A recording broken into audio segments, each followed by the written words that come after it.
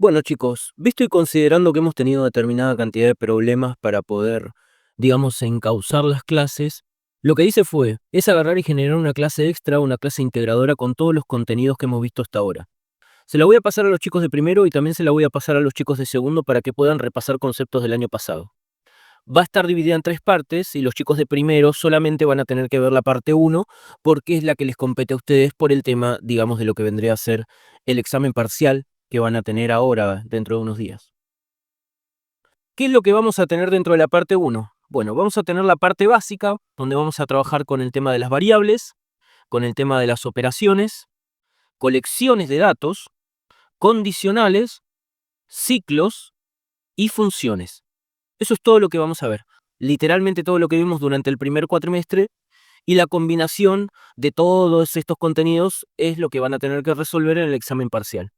¿Qué es lo que tenemos dentro de lo que vendrían a ser las variables primitivas o las variables de tipo de datos primitivos en Python? Enteros, que son números sin coma o sin punto flotante, los caracteres, con los cuales nosotros no podemos realizar operaciones matemáticas, obviamente con los enteros sí, los booleanos, que son solamente dos valores de tipo true o false, y los decimales, que también son numéricos, pero sí tienen coma o punto flotante. Todos estos datos se almacenan en la memoria, ¿sí?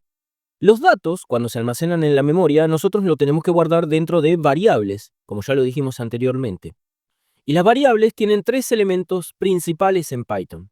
Por un lado tenemos el nombre, en este caso tenemos la variable a, ese es el nombre que nosotros le asignamos, porque en la memoria ocupan posiciones que generalmente se denotan de forma numérica y generalmente hexadecimal. Entonces, es muy difícil poder acordarnos la posición hexadecimal de una variable.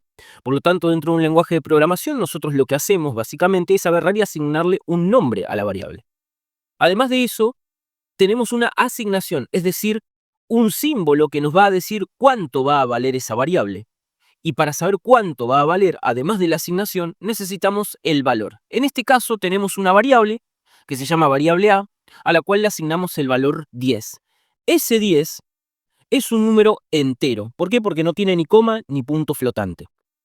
En el caso de que tuviese una coma o un punto flotante, en realidad es un punto flotante porque tiene la notación ISO. Recordemos que ISO significa International Standard Organization y es el estándar que utiliza Estados Unidos para determinada cantidad de cosas, es decir, para justamente estandarizar determinada cantidad de cuestiones a nivel internacional. Bien, ese punto significa que ese 10.5, que ahora vale variable a, es un decimal. En Python los decimales son floats, es decir, flotantes. En el hipotético caso de que fuese o fuera una palabra o incluso un número entre comillas dobles o entre comillas simples, sería una cadena de caracteres y eso sería de tipo string. STR es como nosotros lo podemos denominar en Python. Por otra parte, como ya les dije, tenemos los booleanos que solamente admiten true, que es verdadero, y false, que es falso. Luego, lo que vamos a ver es el tema de las operaciones. Tenemos muchísimos tipos de operaciones dentro de Python. Vamos a ver las más elementales, las cuales son aritméticas, lógicas, de conversión de datos y de cadena. Una vez que veamos todas las operaciones básicas que se pueden realizar con un tipo de dato, vamos a ver las diferentes colecciones que nosotros tenemos en Python. Las más elementales. En la parte 2 vamos a ver colecciones más complejas que están en realidad más orientadas a los chicos de segundo año. Si alguien de primer año lo quiere ver, está perfecto. Pero las más elementales son las listas, que en Python se las conocen como list, las tuplas, que son tuple en Python, diccionarios, que en Python nosotros los declaramos como dict, y conjuntos que se declaran como sets. Bueno, ahora voy a ir directamente a lo que vendría a ser el editor de código. Especialmente asigné para estas tareas lo que vendría a ser un bloc de notas de Jupyter Notebook. Bueno chicos, el primer notebook que vamos a ver es de operaciones aritméticas en Python. Vamos a ver básicamente todo lo que vendrán a ser las operaciones más básicas. Primero que nada, asegúrense de tener su intérprete corriendo en la parte superior si es que están trabajando dentro de lo que vendrá a ser Visual Studio. Si no, pueden utilizar Anaconda Spider, que dentro también tiene Jupyter Notebook, y si no, pueden utilizar cualquier otro editor. Ya a esta altura creo que la mayoría deben tener, o todos, algún tipo de editor ejecutando. En el caso de que trabajen con Visual Studio Code, estuve investigando un poco. Yo antes agarraba para poder digamos, desactivar el Copilot y me iba a las extensiones, ejecutaba Copilot y buscaba dentro de toda la configuración para ver dónde era que se podía desactivar lo que es el autocompletado de código. Bueno, ahora es bastante más sencillo. Lo que tenemos que hacer es agarrar e ir al icono donde está GitHub Copilot y nos vamos a donde dice Code Completions o Code Completions. Lo pueden activar o desactivar cuando ustedes quieran, ¿sí? Yo lo tengo desactivado. Anteriormente era un poco más complejo poder hacerlo, pero ahora pudieron mejorar esa parte. Bien, vamos a lo que vendría a ser el tema de las operaciones en Python. Las operaciones más básicas que tenemos son suma, resta, multiplicación y división. En este caso tengo dos variables que son 15 y 4. Acá las estoy sumando utilizando lo que vendría a ser el símbolo de suma. Y el print lo que me ayuda es saber la ejecución del código. Recordemos que con fstring nosotros podemos agarrar e ingresar las llaves dentro de lo que vendría a ser la cadena de caracteres y que se pueda ver el resultado dentro de la cadena de caracteres. Si no, lo que pueden hacer es concatenar el código con una coma y después realizar la operación. En este caso es la resta, que se realiza con un guión medio. Para la multiplicación nosotros tenemos que utilizar un asterisco y para la división común tenemos que utilizar una barra invertida. Ejecutamos y bueno, me dice que 15 más 4 me da 19, la resta me da 11, 15 menos 4, 11, 15 por 4 me da 60 y después la división 15 dividido 4 me da 3,75. También podemos realizar una división entera. La división entera lo que hace es solamente mostrar la parte entera, valga la redundancia, de una división, sin mostrar la parte decimal. En este caso yo lo que estoy utilizando son las mismas variables que están en la primera celda de mi Jupyter Notebook. Nosotros lo que podemos hacer es establecer, por ejemplo, los valores de una determinada variable en una celda y utilizar esos valores en otra celda diferente. Esto yo no se los dije, pero sí se puede hacer. Es recomendable solamente cuando nosotros tenemos que realizar operaciones chiquitas, como en este caso, o de muestra. Pero ya cuando nosotros tenemos que hacer ejercicios más complejos, lo recomendable es que en cada celda nosotros tengamos definidas cada una de las variables que corresponden a esa celda.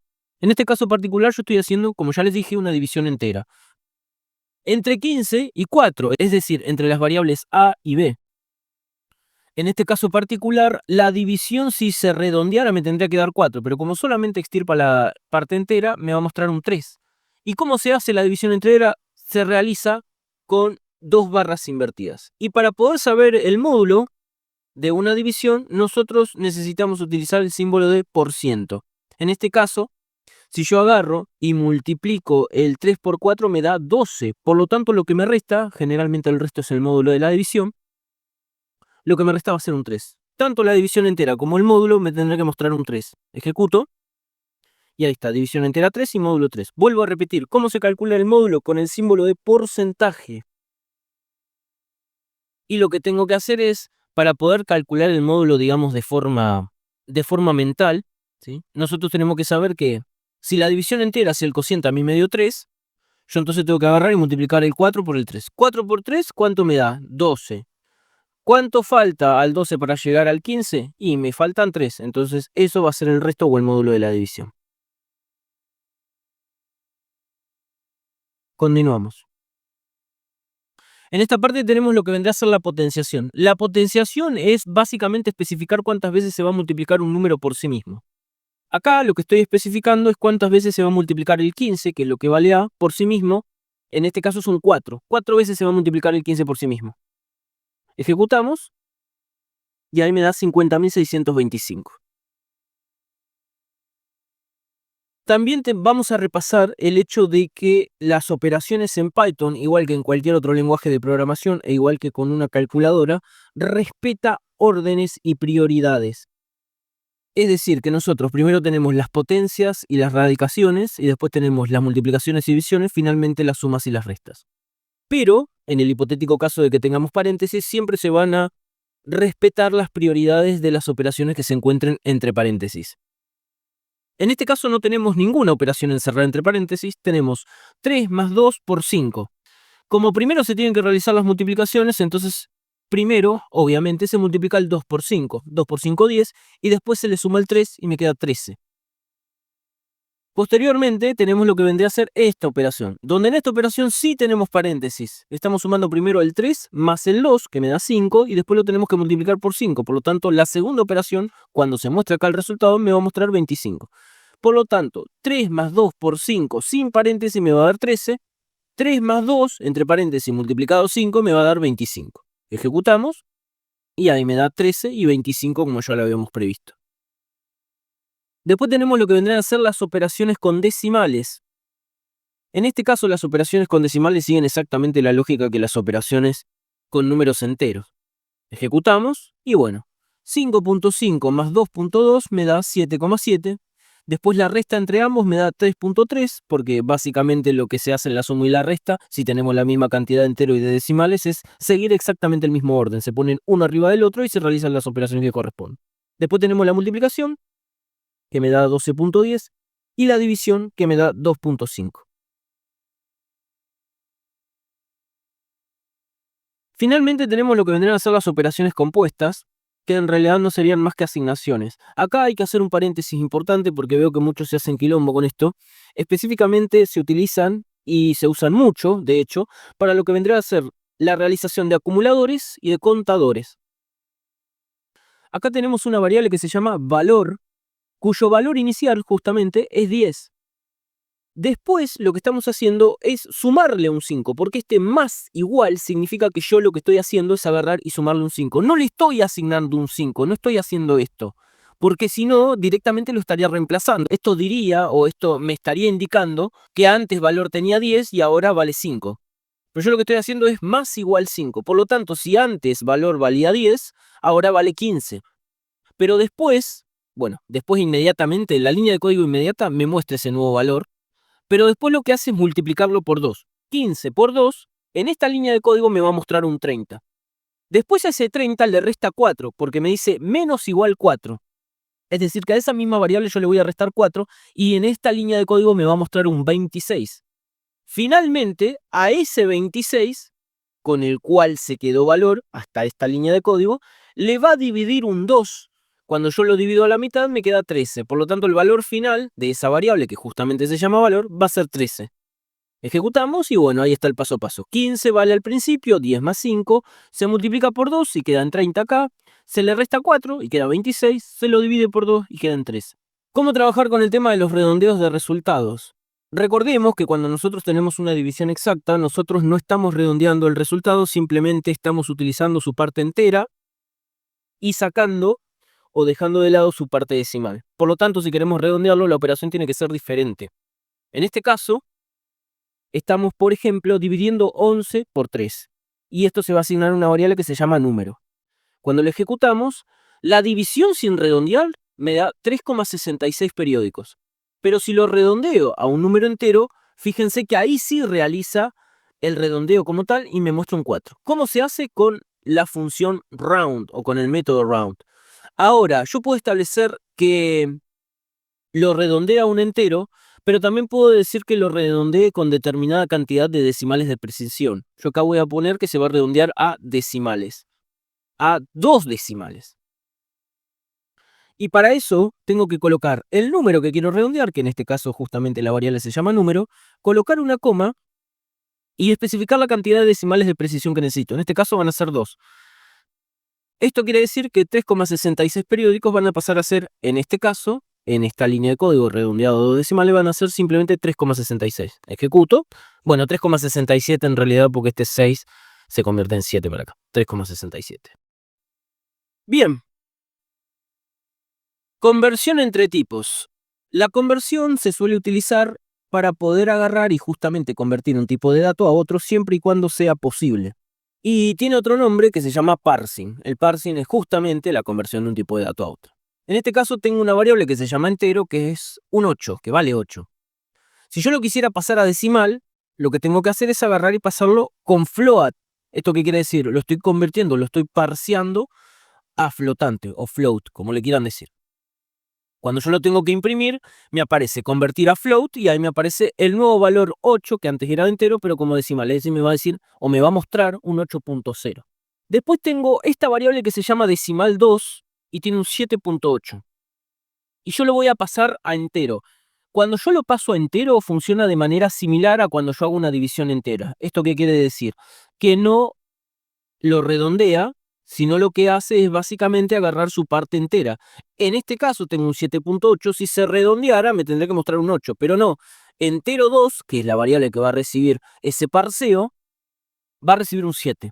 Entonces cuando diga convertir a int, lo va a truncar, esa es la palabra exacta, lo trunca y me muestra un 7. También podemos hacerlo con lo que vendrían a ser cadenas de caracteres. En este caso yo tengo una cadena que tiene un 9. Si yo agarrara e intentara sumarle, por ejemplo, a la variable entero, recordemos que entero vale 8, si yo le intentara sumar la variable cadena número, me va a dar un error porque el número 9, que es una cadena de caracteres, no se puede sumar con un entero como tal. Se tiene que parsear también, pero bueno, primeramente les voy a agarrar y les voy a mostrar el resultado de la suma, porque la suma o lo que yo intento sumar se tendría que mostrar o se tendría que pasar a la variable suma. Cuando yo lo imprima van a ver que va a haber un error. Ejecutamos ahí. Tenemos convertir a float, que básicamente es la conversión de entero a flotante, es esta línea de código. Y después tenemos convertir a int, que es la conversión de la variable decimal 2, que vale 7.8. Cuando lo convertimos a int, simplemente me muestra un 7. ¿Sí? Pero después ya tenemos un error. Fíjense lo que me dice. Que no se pueden concatenar string con enteros, porque cuando nosotros agarramos y realizamos una suma entre cadenas de caracteres, nosotros podemos agarrar y concatenarlas con un signo más. Entonces acá me dice o intenta entender Python que yo lo que quiero es concatenar este 9, este que está acá, con algún otro tipo de variable. Y me dice, che, pero para, esto no lo vas a poder hacer por una razón muy simple, y es que esto es un entero, no es otra cadena de caracteres. De la misma forma yo no los puedo sumar. Para que se puedan sumar a esto lo tengo que pasar a un tipo de valor entero o flotante. En este caso lo voy a pasar a entero. Ejecuto y ahí ya me dice que la suma es 17 y está perfecto porque tengo un 9, tengo un 8, 9 y 8 me da 17. Esto solamente se puede hacer si la cadena de caracteres solamente contiene números, ¿sí? O en todo caso, flotantes también, que sería un número con coma, un número con punto flotante. Pero si yo agarrara y ya tuviera una letra, ya no me dejaría. Y esto es un ejercicio final que lo único que hace es mostrar los diferentes resultados de todas las operaciones que realizamos anteriormente si utilizamos dos variables. En este caso 265, ejecutamos y bueno, tenemos que 265 me dan 17 en la suma, 12 menos 5 me da 7, 12 por 5 me da 60, 12 dividido 5 me da 2.4, pero si tengo una división entera, extirpo el 2 y lo muestro, me da un 2. El módulo es 2, ¿por qué? Porque 2 por 5 me da 10 y para llegar al 12 obviamente necesito 2. Y la potencia es 12 elevado a la quinta. 12 multiplicado por sí mismo 5 veces me da 248.832. Es básicamente una integración de todo lo que vimos en las celdas anteriores. El siguiente tipo de operaciones que vamos a ver en Python son las operaciones lógicas. En este notebook vamos a aprender a usar lo que vendrían a ser las operaciones lógicas en Python, AND, OR y NOT, también cómo combinarlas con comparaciones. Vamos a ver cómo se comportan en distintas situaciones. ¿Qué son las operaciones lógicas? Permiten evaluar condiciones que devuelven solamente dos valores, que son true o false, y son fundamentales en estructuras de control como if, while y en expresiones booleanas. Vamos a ver cómo funcionan lo que vendrían a ser las operaciones lógicas en Python. La operación lógica AND devuelve verdadero si ambas condiciones son verdaderas, mientras que la condición lógica OR devuelve verdadero si al menos una condición de las que se están evaluando es verdadera. Por último, la condición lógica NOT lo que hace es invertir el valor lógico. ¿Qué quiere decir? Que si una condición da verdadero, entonces NOT devuelve falso. Si una condición da falso, NOT devuelve verdadero. Voy a agarrar y voy a limpiar el resultado de este output y vamos a agarrar y vamos a ver cómo funcionaría la comparación entre cada uno de los valores. En este caso solamente tenemos dos variables, x e y las vamos a comparar. Lo primero que me está preguntando esta comparación es si x es mayor a 5. X vale 10, por lo tanto es mayor a 5. Esta parte de la comparación me va a devolver true. Pero la segunda parte de la comparación me está preguntando, o está evaluando, mejor dicho, si y, si la variable y, que es esta que está acá, es menor a 10. Y vale 5, por lo tanto es menor a 10. Esto quiere decir que toda esta comparación a mí me va a devolver verdadero. ¿Por qué me va a devolver verdadero? Por una razón muy simple. Porque está utilizando la operación lógica AND. Y AND devuelve verdadero si ambas condiciones son verdaderas. Como ambas condiciones son verdaderas, que x es mayor a 5 y que la variable y es menor a 10, entonces cuando yo imprima este valor, o cuando yo imprima esta operación lógica, me va a devolver true. Ejecutamos. Y en efecto me dice que x es mayor a 5 y además y es menor a 10 y me devuelve true. ¿Sí? Básicamente acá lo que está haciendo es esta operación lógica. Todo esto es esto. Vamos a continuar evaluando la siguiente operación lógica. Voy a comentar esta línea de código, voy a descomentar esta línea de código. Este es el mensaje. Como ya lo vimos, todo lo que se encuentra encerrado entre comillas dobles o comillas simples no es más que un mensaje o una cadena de caracteres específicamente. Y acá lo que está haciendo es concatenar toda esta cadena de caracteres con esta operación que en efecto esta es la operación lógica. En esta parte lo que me está evaluando es si x es mayor a 15 o la variable y es menor a 10. Vamos a evaluar la primera condición. ¿X es mayor a 15? No, porque x vale 10. ¿Sí? Por lo tanto, esta operación que está acá me va a devolver falso. Pero la siguiente operación evalúa si la variable y es menor a 10. Y vale 5. ¿Y es menor a 10? Sí, es menor a 10. Como yo tengo un OR, juntando las dos operaciones de comparación, toda la operación completa a mí me va a devolver un true, porque en el OR necesitamos que al menos una condición sea verdadera. Ejecutamos y ahí me pregunta, ¿x es mayor a 15 o la variable y es menor a 10? True, verdadero, porque aunque sea y, sabemos que es menor a 10. Vamos por la última condición, o en realidad por la última operación lógica. En la última operación lógica nosotros estamos evaluando primero que nada si x es mayor a 5. ¿X es mayor a 5? Sí, porque la variable x vale 10. Pero acá estamos haciendo un NOT. Este NOT lo que hace es invertir el valor lógico. Por lo tanto, si la operación que se encuentra dentro del NOT, si la operación lógica que se encuentra dentro del NOT me devuelve verdadero, el NOT automáticamente invierte ese valor y lo convierte en false. Esto quiere decir que la última operación lógica a mí me va a devolver false. Ejecutamos y en efecto, me devuelve false. Vamos a realizar un combinado con operaciones relacionales. Acá, lo que estamos haciendo es pedirle al usuario que ingrese un valor. Ya lo hemos visto en clases anteriores, pero lo que vendría a ser el método input, cuando nosotros trabajamos con Jupyter Notebook, el método lo pide en la parte superior, nos permite ingresar un valor y después convertir ese valor a un número entero. Ese valor se va a almacenar en edad, en esa variable, en edad. La primera variable es mayor, va a guardar verdadero o falso, siempre dependiendo si la edad que nosotros ingresamos es mayor o igual a 18. La segunda variable es jubilado, va a guardar verdadero o falso, siempre dependiendo de si la edad que nosotros ingresamos dentro de la consola o dentro de la ventana emergente de Jupyter Notebook es mayor o igual a 65 años. Después se empiezan a combinar las operaciones. ¿Cómo se combinan? En esta parte, lo que es el enunciado o en realidad la cadena de caracteres pregunta si la persona de la que nosotros estamos hablando o la cual nosotros estamos ingresando los datos es mayor de edad y es jubilado. Entonces va a evaluar las dos variables, es mayor y además la variable es jubilado. Si ambas dan true, entonces va a cumplir con la condición y toda esta combinación de operaciones lógicas me va a dar true. Por otra parte, tenemos la siguiente operación lógica que nos pregunta si es menor o jubilado. No podemos preguntar si es menor y jubilado porque es imposible que un menor de edad sea jubilado, ¿no? Entonces acá nos pregunta si es menor o jubilado. Para que sea menor, no tiene que ser mayor. Entonces le tenemos que hacer una negación a es mayor. Por otra parte, pregunta o es jubilado, es decir, si esta variable me da true.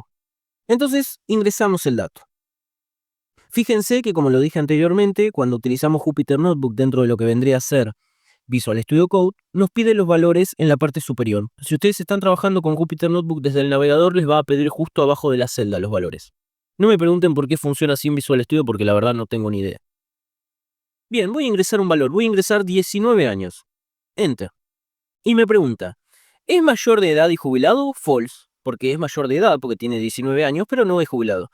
¿Es menor o jubilado? False, porque es mayor, por lo tanto la negación me va a devolver un false. Además de eso, no es jubilado, porque tiene 19 y su edad no es mayor o igual a 65 años. Vamos a ejecutarlo con otro valor, en este caso voy a poner 15 años, y me pregunta, ¿es mayor de edad y jubilado? False, porque es menor de edad y obviamente al ser menor de edad tampoco hay posibilidades de que sea jubilado. Pero acá, ¿es menor de edad o jubilado? Es mayor me devuelve false, pero el not automáticamente lo convierte en un true, por lo tanto es menor de edad. Obviamente jubilado no es, pero cumple con alguna de las dos condiciones, por lo tanto me devuelve true. Bien, vamos a la parte de abajo. Ahora vamos con el tema de la evaluación de cortocircuito o short circuit. Esto nos ayuda para poder ver o para poder entender cómo es que Python evalúa de izquierda a derecha y puede detenerse de forma temprana. ¿Esto qué quiere decir? Vamos al primer ejemplo. Vamos a ver una evaluación con AND. Acá tenemos una función que se llama función lenta. Más adelante vamos a ahondar o vamos a trabajar de forma más profunda con lo que vendrían a ser las funciones. Pero esta función lenta, en teoría, lo que tiene que hacer es esto. Imprimir un hola mundo e imprimir un true. Es eso lo que tiene que hacer. En realidad, retornar el true. Voy a agarrar, primero que nada, y voy a comentar las últimas dos ejecuciones de código para poder centrarme en lo que vendría a ser la ejecución de la primera función con un AND. Lo que tenemos que hacer es esto. Evaluar una variable o un elemento en memoria al que yo arbitrariamente le establecí el valor de false y compararlo con función lenta. Función lenta retorna true, por lo tanto me está evaluando un false con un true.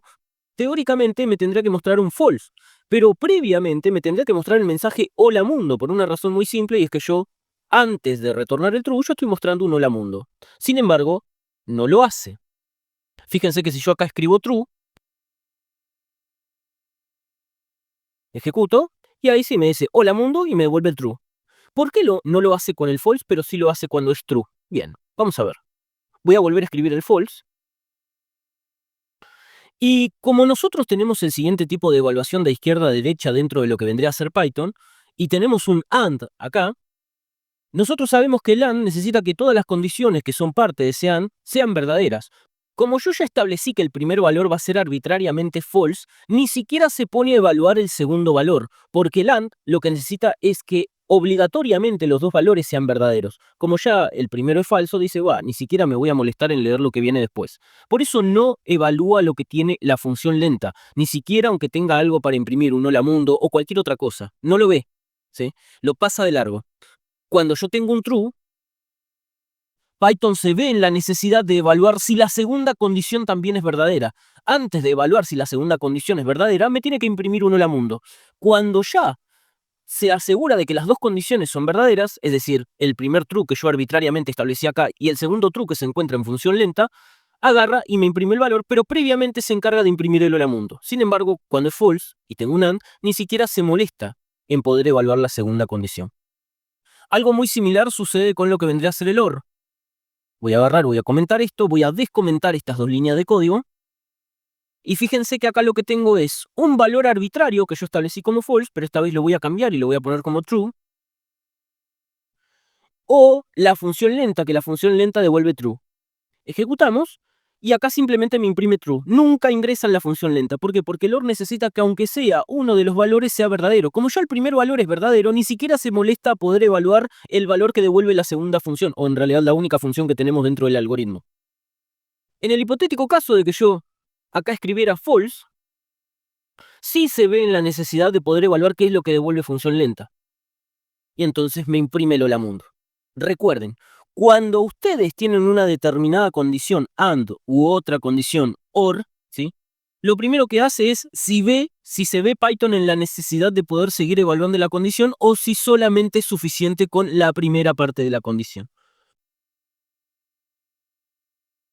Ahora vamos a ver evaluación o comparación entre valores booleanos. Esto es bastante sencillo porque realmente no dista mucho de lo que ustedes vieron en álgebra o lo que van a ver en álgebra. Si nosotros tenemos un valor verdadero y otro valor verdadero, devuelve verdadero. Si tenemos un valor verdadero y un valor falso, devuelve falso. Si tenemos un valor falso o un valor verdadero, devuelve verdadero, porque necesitamos que aunque sea una de las dos condiciones sea verdadera. Pero si los dos son falsos, aunque yo tengo un OR, me va a devolver falsa. Finalmente tenemos las comparaciones encadenadas, que las comparaciones encadenadas no son típicas de todos los lenguajes de programación, cada vez se están incluyendo más, pero el que empezó con esto fue Python, o creo que antes estuvo Java con esta cuestión. ¿Qué es lo que hace la comparación encadenada? Es como una especie de AND, pero que establece un valor intermedio entre dos cifras. Por ejemplo, acá yo tengo una variable que se llama x y que vale 5. Acá lo que me está comparando es si x es mayor a 1 y además es menor a 10. ¿Sí? En este caso me va a devolver true. ¿Por qué? Porque el 5 es mayor a 1 y además es menor a 10. Pero en la segunda comparación me está evaluando si x es mayor a 10 y es menor a 20. Es menor a 20, ¿sí? Funciona para la segunda comparación, pero ya la primera no funciona porque como x vale 5, obviamente no puede ser nunca mayor a 10. Ejecutamos y bueno, la primera comparación me devuelve true, mientras que la segunda me devuelve false.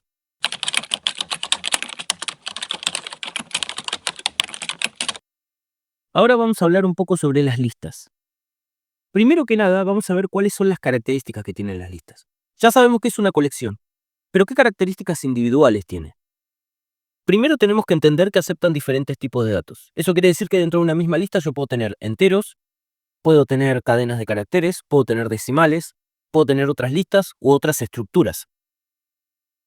Además de eso, son mutables, lo que significa que yo las puedo modificar en tiempo de ejecución. Puedo agregar, eliminar datos, puedo modificar los datos que se encuentran dentro de las listas. Permiten valores duplicados. Significa que en diferentes posiciones de la lista yo puedo agregar el mismo valor. Son iterables. Esto quiere decir que yo a las listas las puedo recorrer con un ciclo. Más adelante vamos a ver en detenimiento lo que es un ciclo. Se pueden anidar, lo que significa que yo puedo agregar una lista dentro de otra lista o varias listas dentro de una misma lista.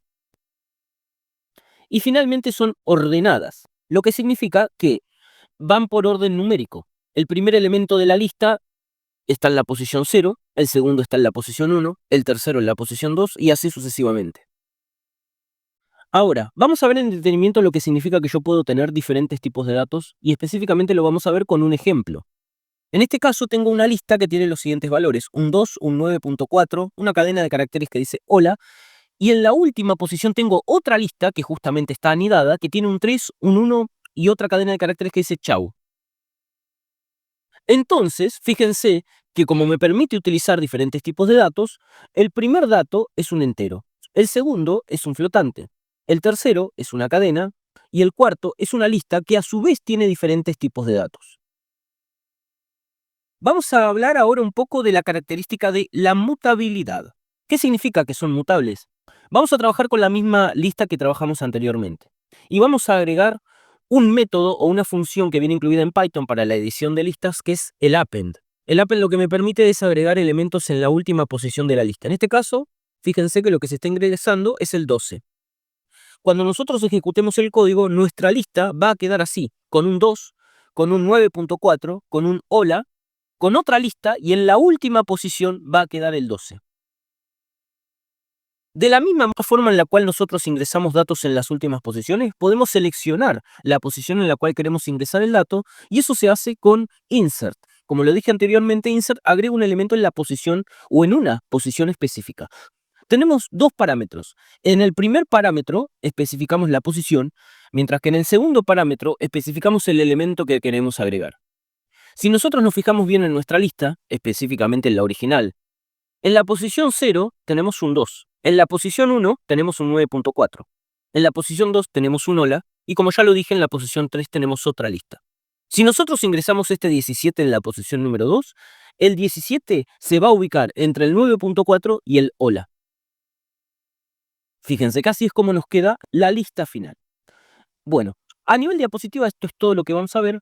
Ahora posteriormente vamos a meter manos en el código, chicos, para poder trabajar de forma más profunda, porque obviamente que la lista, al ser modificable, tiene muchísimos más métodos que nosotros podemos utilizar. Bueno, chicos, ahora vamos con el tema de lo que vendrán a ser las colecciones. En esta parte les vamos a explicar los principales tipos de colecciones que hay en Python, que son las listas, las tuplas, los sets y los diccionarios.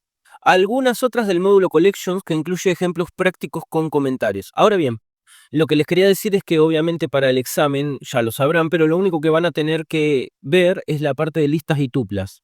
Me refiero a los chicos de primer año porque van por el examen parcial. Los que están en segundo año, después vamos a, en la siguiente parte, tratar lo que vendrían a ser los sets y las conexiones, porque ustedes lo tienen que tener bien claro, específicamente porque cuando extraemos lo que vendrían a ser los datos desde la base de datos, tenemos que extraerlos como un tipo de dato específico que lo pueda llegar a leer o interpretar Python, que son los diccionarios, y específicamente después también los data frames. Bien, vamos con el tema de las listas. Cabe aclarar que ya sé que todo esto lo expliqué anteriormente en las diapositivas, pero bueno, ahora lo vamos a codificar para poder entenderlo mejor. Las listas son tipos de datos ordenados, porque se organizan por posición, son mutables, que significa que se pueden editar en tiempo de ejecución, y permiten valores duplicados. Por ejemplo, acá tenemos una lista de frutas: manzanas, bananas, naranjas y bananas. Tenemos 2 bananas, una manzana y una naranja. Si yo imprimo la fruta, simplemente se me va a mostrar esta lista. Si yo le agrego un elemento, como la pera, por ejemplo, lo puedo hacer con el método append. El método append agrega un valor a la última parte de la lista. Y después acá se me imprime lo que vendría a ser la lista, la misma lista, pero después de ejecutar el append. Lo ejecuto acá. Voy a tener que utilizar nuevamente un kernel, en este caso Python 3.11. Y acá tengo lo que vendría a ser la lista sin los valores modificados, con manzana, banana, naranja, banana. Y después del append le agrego pera. Por otra parte, las tuplas también son ordenadas igual que las listas.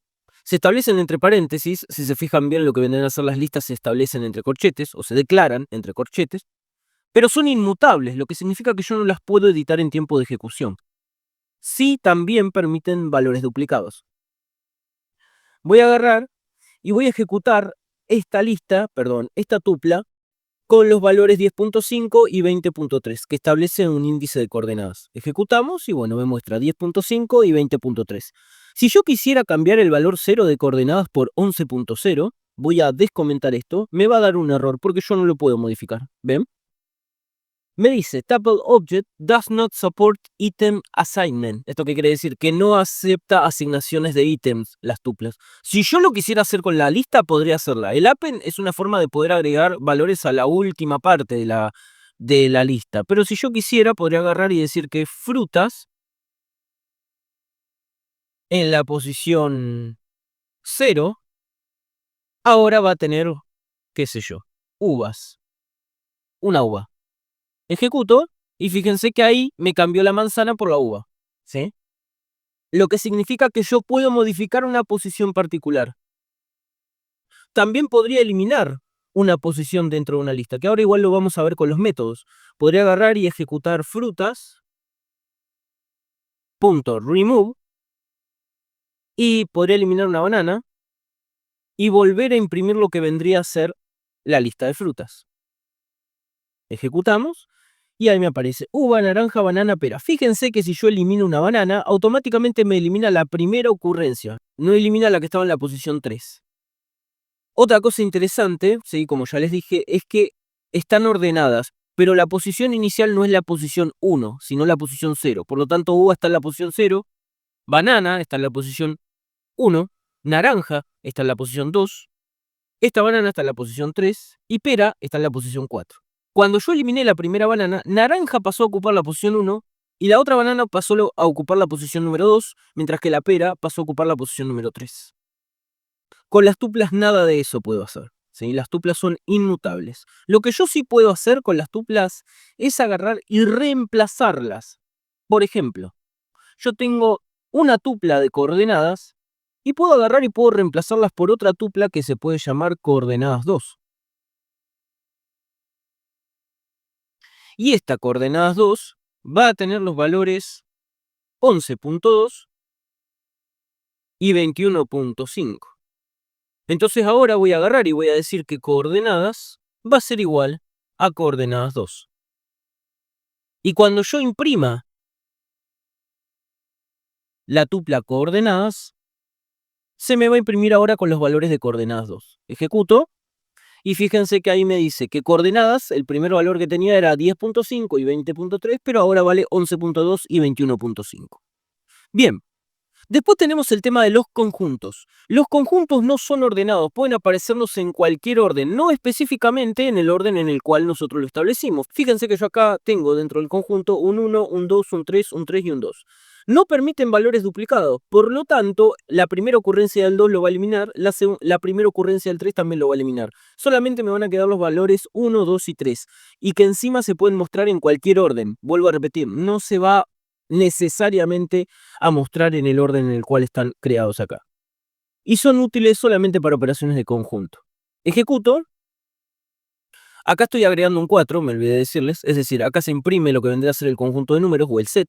Y acá se agrega un 4. Ejecuto. Fíjense que acá resulta que justo se mostró como 1, 2, 3. Voy a agregar otro valor acá. Voy a agregar un 5. Y acá voy a agregar un 9. Ejecuto el conjunto. Y fíjense que acá, en esta operación, el 9 me aparece antes que el 5. Sin embargo, cuando se imprimieron, se imprimió antes el 5 y posteriormente se imprimió el 9. Si yo acá agarro y pongo hola mundo y ejecuto, se me imprime el hola mundo y después el 9. ¿Ven cómo es que no sigue necesariamente un orden específico? Vuelvo a repetir, tampoco acepta valores duplicados, el 3 se repite 2 veces y el 2 se repite 2 veces. Siempre el que elimina es la primera ocurrencia. ¿Esto qué quiere decir? Me eliminó este 2 de acá y me eliminó este 3 de acá. Y a pesar de que yo los imprimí 1, 3, 2, me lo imprime 1, 2, 3, después me imprime el 5, después el hola mundo y después el 9. Y acá tenemos lo que vendría a ser el tema de los diccionarios. Otra cosa importante para poder determinar acerca de lo que vendrían a ser los sets o conjuntos y los diccionarios es que los conjuntos nosotros los declaramos entre llaves y a los diccionarios también los declaramos entre llaves. ¿Sí? ¿Cuál es la diferencia principal? Que si ustedes se fijan, los diccionarios tienen un conjunto o un par de clave-valor. En este caso, yo por ejemplo, tengo una clave, que es el nombre, que apunta hacia un nombre que es Ana, y por otra parte, separado por coma, tengo otro par clave-valor, donde la clave es la edad y el valor es 30. Si yo imprimo la persona, se me va a mostrar el nombre de Ana y la edad de Ana. Pero posteriormente yo puedo agarrar y puedo ingresar otro par clave-valor. En este caso, no estoy ingresando otro par clave-valor, sino que lo estoy editando. Estoy ingresando la edad, o la nueva edad, que es de 31 años, y en esta parte me va a mostrar la edad actualizada de Ana. Ejecutamos, y fíjense que acá me muestra los datos anteriores de Ana, con una edad de 30, y bueno, y el nombre que es Ana, y la edad actualizada, donde el nombre sigue siendo Ana, obviamente, y la edad es de 31 años. Si yo quisiera agregarle un nuevo par clave-valor, como por ejemplo estatura, podría hacerlo de dos maneras. Una es llamando al diccionario persona, estableciendo una clave que va a ser estatura, colocando el signo de asignación, que es el igual, y poniendo la altura, 1.65, por ejemplo. Y ahora lo que quiero es imprimir otra vez el diccionario, por lo tanto voy a copiar la línea de código de impresión y en vez de edad actualizada voy a colocar datos de la persona con la altura o la estatura, lo que quieran. Ejecutamos y ahí me aparece nombre Ana, edad 31 y estatura 1.65. Esta es una forma de realizar la actualización con un nuevo par clave-valor, donde la clave es estatura y el valor es 1.65. Yo podría hacerlo de otra forma. Podría llamar nuevamente a lo que es el diccionario y podría utilizar un método que se llama update. Abrimos y cerramos paréntesis y el nuevo par clave-valor tiene que ser establecido entre llaves, donde la clave estatura apunta hacia el valor que es 1.65. Ejecutamos y pasa exactamente lo mismo, que ahora la estatura también es 1.65, lo único que yo establecí el valor de otra forma, ¿sí? Con un método que se llama update. Se puede hacer de las dos maneras.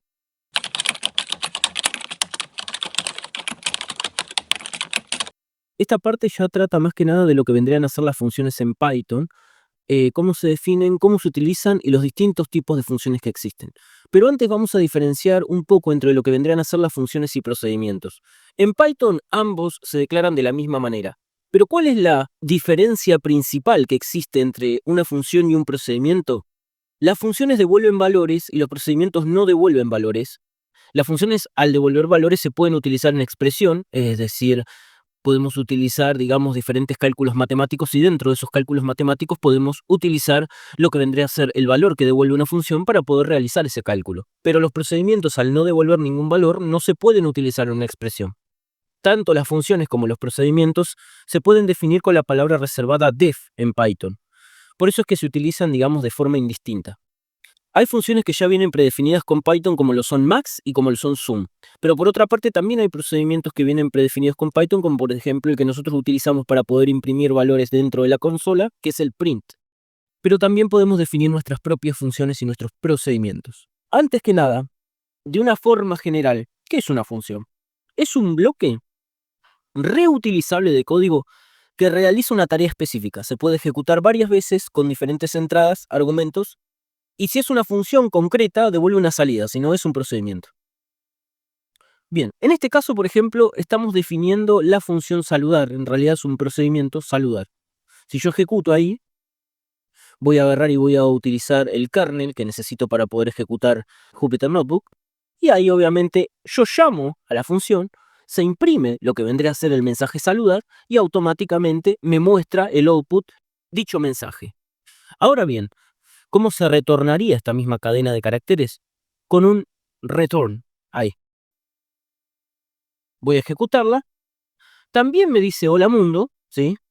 Pero ¿cuál es el problema? Si yo agarrara y copio toda esta definición y después intento agregarla a un archivo .py, que es lo que voy a hacer ahora, voy a generar un archivo .py que se va a llamar ejemplo funciones.py, pego la función y ejecuto el archivo. No se muestra nada. ¿Por qué no se muestra nada? Bueno, por una razón muy simple. Y es que los retornos, por defecto, cuando nosotros los utilizamos, los tenemos que imprimir por fuera de la función si es que necesitamos que se muestren de alguna manera. Entonces agarramos y hacemos así para poder mostrarlo, con print por fuera de la función. Ejecutamos y ahora sí se muestra hola mundo. Obviamente que esta función nada más nos sirve para poder mostrar lo que vendría a ser un mensaje. Pero ¿cuándo es útil que una función retorne un valor? Cuando nosotros tenemos que utilizarla en una operación o necesitamos que devuelva una operación matemática. Vamos por acá. Esta función o este procedimiento no recibe ningún parámetro, pero generalmente suelen recibir parámetros. En este caso, por ejemplo, tengo un procedimiento que se llama saludar nombre. Y este procedimiento que se llama saludar nombre recibe un argumento acá que es Ana y se pasa como parámetro a la variable nombre. Cuando se muestre el nombre me va a decir print hola Ana. Ejecutamos y en efecto, ahí me dice hola Ana. Y ahora vamos con una función propiamente dicha que son las que devuelven valores. Yo ya les mostré cómo se podía llegar a devolver una cadena de caracteres, pero como les dije anteriormente también se puede llegar a devolver una operación. En este caso es una operación matemática. En este caso lo que yo estoy haciendo es llamar a la función sumar, que recibe dos parámetros A y B, donde este 3 va a la letra A o a la variable A, donde el 4 va a la variable B, y después se retorna lo que vendría a ser la suma entre A y B. Una vez que se retorna la suma entre A y B, esta suma se guarda en la función resultado. Fíjense que acá yo a todo el retorno que tiene la función sumar lo guardo dentro de una variable que se llama resultado. Y después simplemente imprimo el resultado con un print por fuera de la función, porque esta función está devolviendo un valor. Ejecuto y ahí me dice que el resultado es 7. También podemos generar funciones que tienen parámetros como valores por defecto. ¿Esto qué quiere decir? Por defecto, esta función que se llama saludar tiene un parámetro que se llama nombre. Y el valor por defecto del nombre es invitado. Entonces, si nosotros a nombre no le asignamos ningún valor, cuando la llamamos a esta función saludar, me va a decir hola, invitado. Fíjense, voy a borrar esto. Ejecuto y me dice hola, invitado. Pero ahora lo que yo voy a hacer es agarrar y poner mi nombre. Y ahora va a reemplazar invitado por Mauricio. Ejecuto y me va a decir hola Mauricio, ¿sí? El valor por defecto solamente se reemplaza cuando es necesario, es decir, cuando yo le paso un parámetro.